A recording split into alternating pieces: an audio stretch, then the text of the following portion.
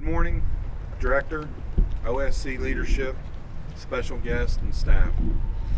In early 2019, I had the opportunity to finally meet our new director. After the normal hellos and how do you do's, I very ambitiously and most certainly out of normal protocol asked her, please help our institution build a new health services center.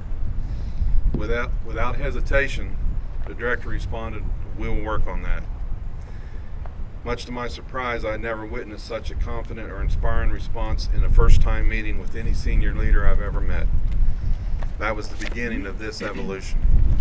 I have come to know our senior leader as someone with a deep belief focused on the way forward in this agency. She operates with a vision of realistic goals and a tenacity for always just doing the right thing to achieve our shared initiatives. This moment, this day, and this building would not be possible without her support and her belief in quality of care, quality of life, and hope for all who live and work here. Without further ado, please join me in welcoming the Director of the Department of Rehabilitation and Corrections, Annette Chambers-Smith. He talked about the first time he met me and what he asked, but what he doesn't know is when I was the health authority, I walked into medical here and went, oh my God, I don't like this building. It needs fixed. And when I was the health authority, I was never able to do that because we weren't even getting capital money back then. So I kept coming here the whole time I was the health authority thinking, the staff are awesome, they're doing great work, but they're hampered by their physical plan. And then flash forward, we had some people who had lived here decades who were at the end of their life and they really should be in hospice care. And we attempted to take one of them to hospice care and he was like, no, this is my community. I know the staff here, I know the incarcerated people here, I don't want to leave. I want to die in my community. And that really got me to thinking that he's right. You know, why should everyone have to go live at FMC for the end of their life and to get health care that other facilities can provide and leave their community? And that wasn't just about the fellow incarcerated people he lived with, but it was about the staff and how they treated him and knew him. So I started thinking, like, we need to make this facility able to keep the people that get to the end of their life so that they end up in their community at the end of their life.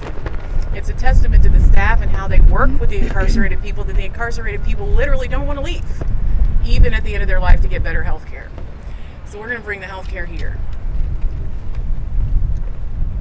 Thank you for letting me be part of this really amazing project. I want to take a moment and thank you, Director. Every time I've talked with her, you can hear her passion for what she does. And I just am so thankful to be part of this. My part is small. I've got a team here that does all the real work, and I get to come and stand before you. But I just want to say, when I had heard about this project and when Steve Davis shared with me what will be happening on this site, it's an amazing opportunity.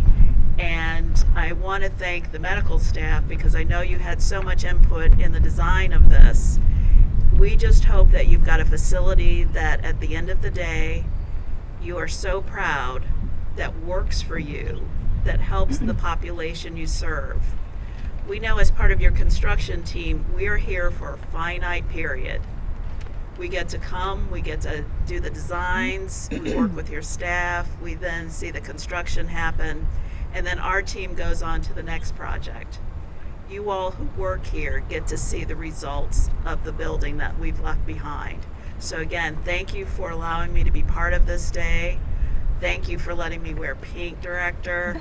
I made sure it was not a pink hard hat, though. And again, thank you.